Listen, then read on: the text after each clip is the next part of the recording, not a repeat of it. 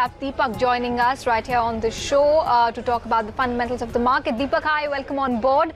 What is it, that you're observing about the market trend at this point in time? Because we saw a good up move in the last 1 week odd, and suddenly over the last 2 days, the sentiment seems to be a bit muted.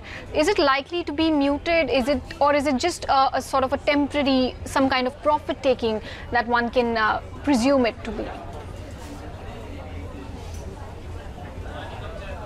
Yeah, good afternoon.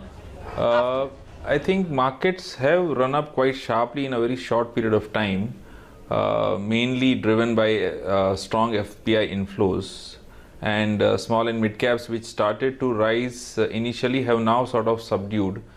What we are seeing today is some sort of a profit taking or sort of going back to reality.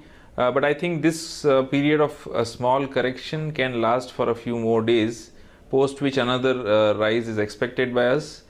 We could be looking at some sort of a buying climax for Indian as well as for US markets in the next few weeks.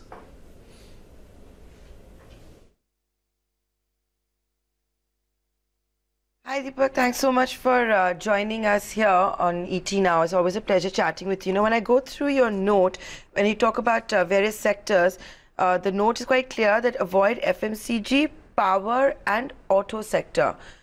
I was just a little surprised because these three are usually the beneficiaries during an election season. So why is it in your avoid list? So now FMCG clearly because the valuations are still high and the margin of safety is limited. We have monsoon coming up and we don't know how good or bad the monsoon is going to be. The power and auto. Now auto again, as you are all aware, the whole sector is undergoing some sort of a slowdown.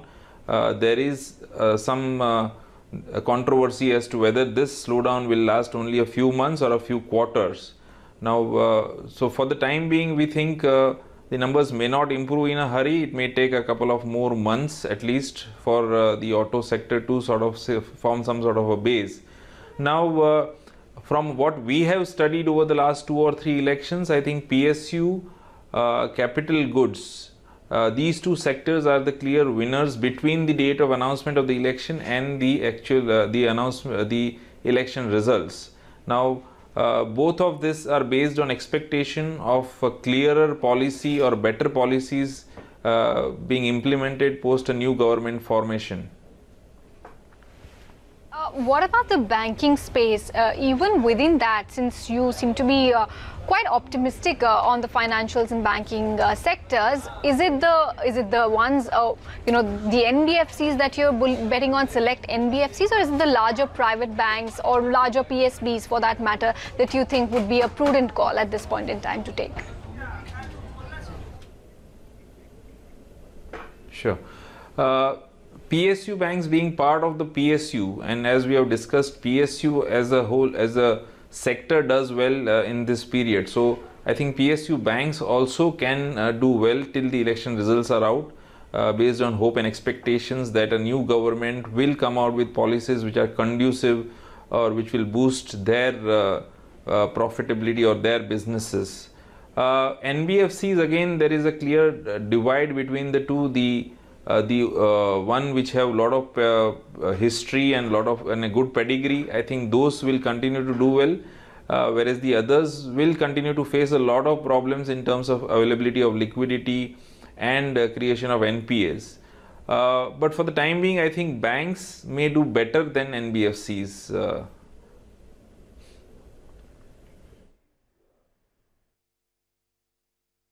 Okay, Deepak, thanks so much for joining us here. It's always a pleasure chatting with you, and so there's some idea of the markets and how HDFC Securities is going through it with Deepak Jasani over there.